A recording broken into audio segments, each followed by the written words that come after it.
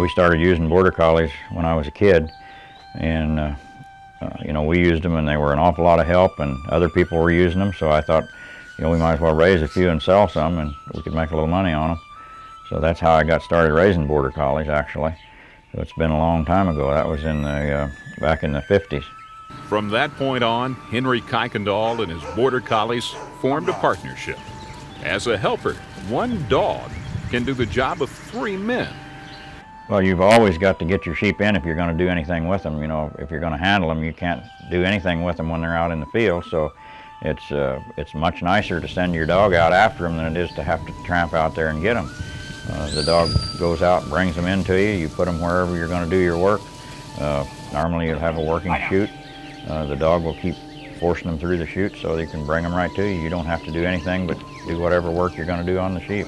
Once he began raising Border Collies, he began paying attention to the breeding process to make sure his dogs were up to the task of working sheep and cattle all day long. We work both cattle and sheep with our dogs, and it takes a little more aggressive dog to work cattle than it does sheep. They don't necessarily have to be a real strong biting dog, but they have to have a lot of power, good eye, and they have to have the bite behind the eye. We start working our puppies usually when they're when we feel like they're strong enough to outrun whatever we're going to work with them. That's basically what we use rather than age, and that's normally 10 to 12 months old, sometimes a little older than that. In order to prove his pups were superior to other breeders, Henry began entering Border Collie trials to see how his dogs measured up. The Border Collie trials started out in Scotland, and it was like a lot of things, started out as more of a competition amongst shepherds. They, I guess, would brag about their dogs, and so they got them together and actually competed with one another, and that's how they got started, and it just developed. In this country, we didn't start trials, I don't think, until probably sometime in the 30s, I believe it was, they started trials, and I didn't start competing until 1963, I think I ran my first trial, and I've been competing since that time. It's also a place where a little business can be conducted. Yeah, we'll have vendors at some of the trials that sell some things, and I do make some promotional items myself that with the computer, sell some coffee mugs, some t-shirts, and different things that promote the breed. Actually, I need some way to pay for my trips.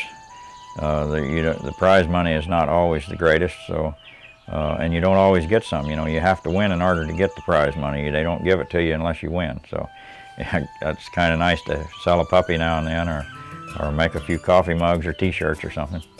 There's always work to be done when raising sheep.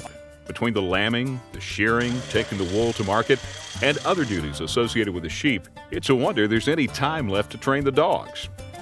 It takes a tremendous amount of time to prepare a young dog for a trial. I probably now try to run probably 8 to 10 a season. Typically I'll average probably 300 to 400 miles away to a trial. That would be probably the average distance that I go. And the owner never knows. Sometimes, as in this event, the young dogs get overexcited. In this case, Henry decided to abort the run in order not to put the dog through a bad experience.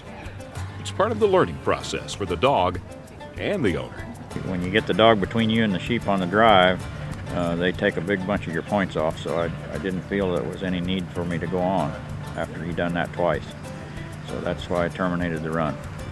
Henry Kuykendall is legendary among Border Collie breeders, winning trials year after year.